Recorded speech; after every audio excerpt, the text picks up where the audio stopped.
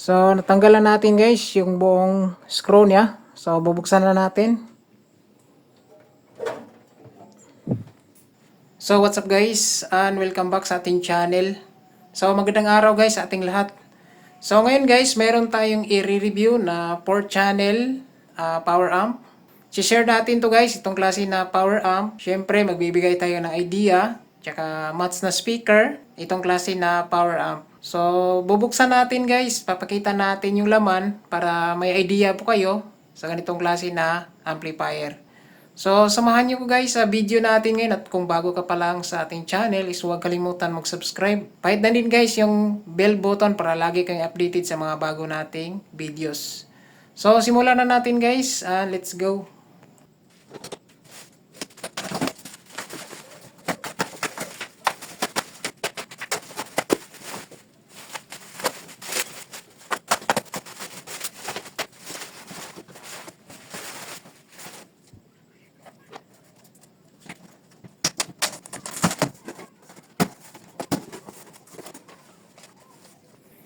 So ito mga guys, so sa kanyang inside the box ay meron po siyang user manual. So makikita natin guys, professional class D na power amplifier. So ito na po guys yung ating latest na 4 channel na class D na 4 channel power amp. Ayan. So makikita natin guys yung brand nito ay KTAS.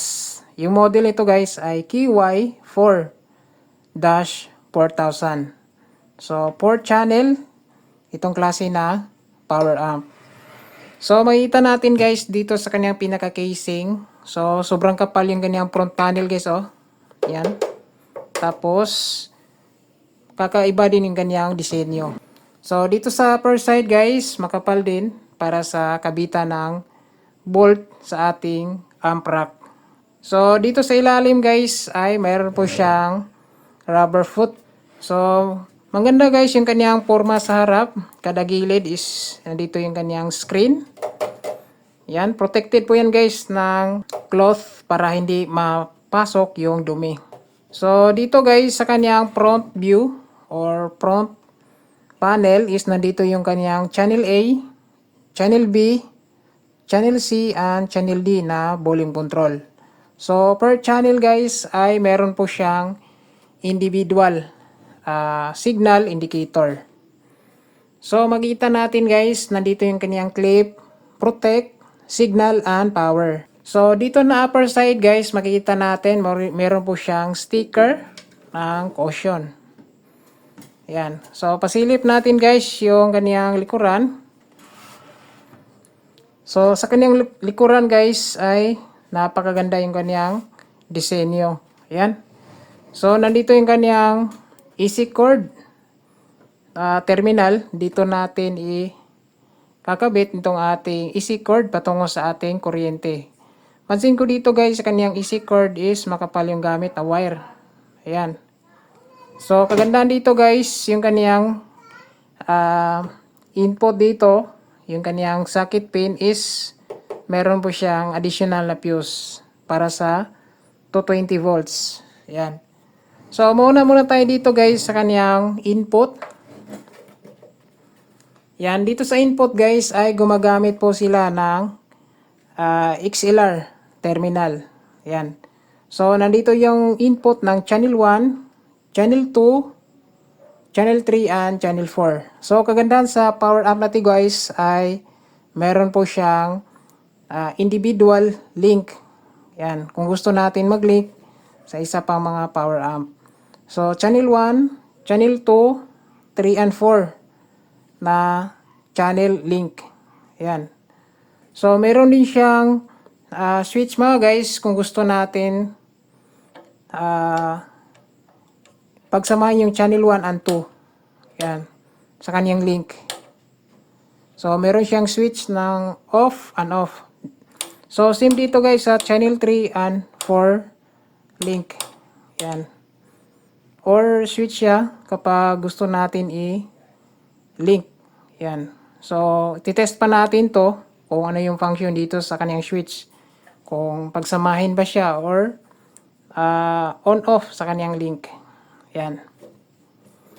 So dito guys, makikita natin meron po siyang dalawang fan. Ayan guys. So nakatutok po ito siguro sa kanyang heatsink. So malalaman natin to kapag binuksan natin. So dito guys sa kaniyang output terminal is gumagamit po sila ng binding post terminal at saka speak on terminal. Yan, or speak on type. So nandito guys yung channel 1, channel 2, channel 3 and channel 4 output. Ayan. So overall guys, ito yung kaniyang mukha or design sa ganitong klase na power amp. So KTAS KY4 na 4,000. So bago natin buksan guys, susukatin natin tong kaniyang pinaka casing para may idea po kayo mga guys. So dito mga guys, susukatin muna natin yung full dimension nitong klase na power amp. So KTAS KY4-4000. So, mauna tayo guys sa kanyang lapad. So, kapag kasama yung kada siding niya guys, yung total na dimension niya is 19 inches. Yan. Kung hindi naman kasama guys itong siding dito, meron lang siyang sukat na 17 and 1/2 inches. Yan. So, yung lapad naman niya guys, patungo sa likod, ay around 9 inches. Yan. So, kapag kasama naman dito guys sa kanyang terminal, binding post terminal, yan. So, around 10 inches mga guys. Yan. So, around 10 inches kapag kasama na dito. Kung gusto natin gumawa ng casing para sa amplifier na to. Ayan. Yung kanyang height ay around 4 inches. So, ayan siya guys. Yung kanyang pinaka sukat nitong klase na power amp. So, ngayon guys, bubuksan naman natin para may pakita ko sa inyo yung buong laman sa ganitong klase na power amp. Yan. So, bubuksan muna natin guys. Bali yung gamit niya dito is star yung kanyang gamit. So, hanap muna tayo ng pangbukas natin dito guys. So, ito yung gagamitin natin guys. Itong 31-in-1 electronic screw. Yan. So, star yung gamit oh. Yan. Star. So, bubuksan natin to. Medyo marami-rami din tong screw na to guys. So, sa mga magtatanong pala guys, no, kung saan natin to pwede mabili. So, available po ito guys sa Shopee. So, check nyo lang guys sa description box yung link na pinagbilhan natin dito.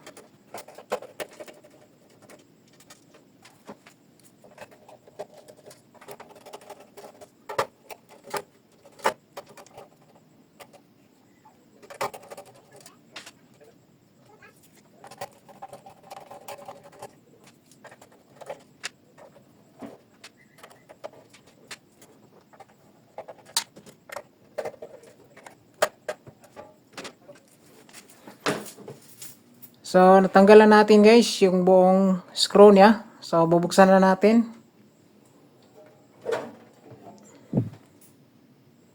So, ito na po guys. Nabuksan na natin itong klase na power amp. So, itong KTAS KY4000. So, sa kanyang laman guys. So, siksik yung kanyang laman no. Tapos, pansin ko dito is makapal yung kanyang heatsink. Meron siyang sa heatsink dito guys sa channel 1 and 2, 3 and 4. Tsaka heatsink sa kaniyang power supply section. Ayan. So, dito na side guys, ay nandito yung kaniyang power section which is switching type yung gamit na power supply. So, hindi po ito gamit na toroidal which is switching po siya mga guys. Ayan. Kadalasan sa mga class D na power amp is yung ginagamit is mga switching power amp, switching power supply na mga guys. Gaya ng mga powered speaker, yung mga mamahaling powered speaker, is ganito na yung gamit na power supply. Yan. So, dito na side guys, ito yung channel 1 and 2, 3 and 4 na amplifier. Yan. So, makita natin guys, per channel ng amplifier, no, is meron po siyang power MOSFET. Ayan, na switching. Ayan. So, gamit nila dito guys na value is, check na lang natin kung masilip natin guys. So, IRFP250N. So, ito yung gamit nila na power MOSFET switching. Yan. So, sa kanyang power amp IC is gumagamit po sila ng IRS2092S. So, ito guys, IC. So, ito yung kanyang circuit mga guys dito sa klase na power amp. So separated yung kanyang relay. Ayan. So channel 1 and 2 relay, speaker relay, tapos channel 3 and 4 speaker relay. Ayan. So ito yung board ng channel 1 and 2. Tapos ito naman yung board ng channel 3 and 4 mga guys. Ayan. So itong circuit design na to guys based sa ating based sa kanyang laman. So, yung MOTS na speaker dito guys ay kaya po itong mag-handle ng 500 hanggang 1000 watts mga guys. Yan. So, pwede dito yung 12 to 15 inches na speaker. Yan.